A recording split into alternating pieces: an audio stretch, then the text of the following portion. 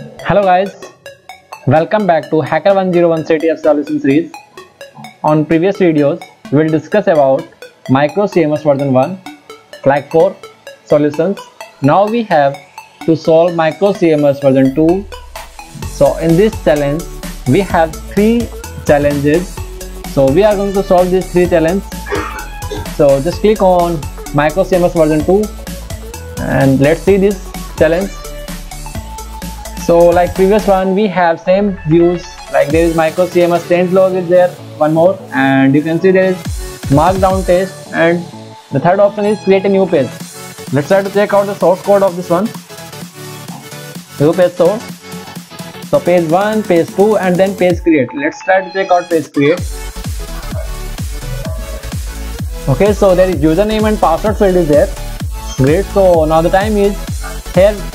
We have some authentication, so it means we have to log in here.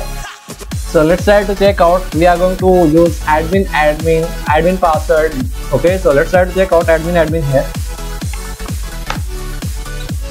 and you can see unknown user. It means the admin user is not available on the databases.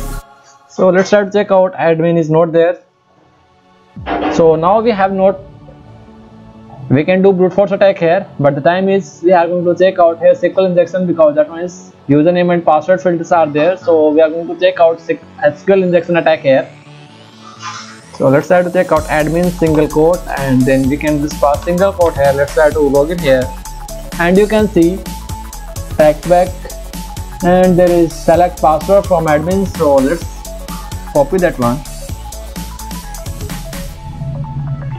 So here we have select password from admins where username.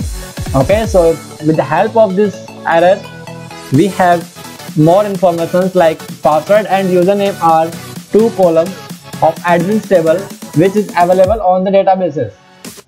Okay, and then we can see you have an error in your SQL syntax. It means we have SQL injection vulnerability exists in this challenge. So we will solve this one. Let's try to solve this one. Okay,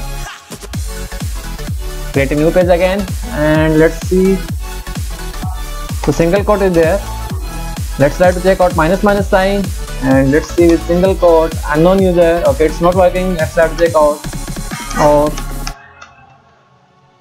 and let's copy same code and try to check out. Login here, and you can see this time we have invalid password. So the username point is injectable, but the password column is not injectable. So that's why we are getting invalid password here. So now the time is we have to bypass the login authentication here. So for bypassing login authentication, we have already table name. So table name is admins here, and then we have the columns name. So username and password are the 2 columns here. So let's try to use SQL statement to bypass this login authentication. So let's try to check out union select here. Now we don't know the password, so we are just going to use temporary password here. So you can just use anything here. So XYZ is there. So we are just going to use this XYZ as a temporary password here. So we know the table name. So let's see from admins where. Now the time is we are not defining anything here. So let's try to check out, or we can directly go with this one. Okay, so let's see. Let's copy this one and try to use XYZ here, because we have selected XYZ as a temporary password, right? So let's log in here, and voila, we have successfully logged in here. So let's see. There is private page, and we have successfully get the my secret is flag this one. So let's copy that flag and let's submit it.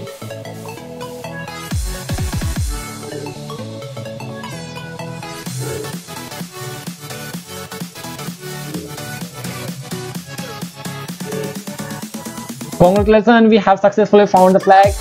Thank you guys for watching my videos. Please like us and subscribe us for more videos.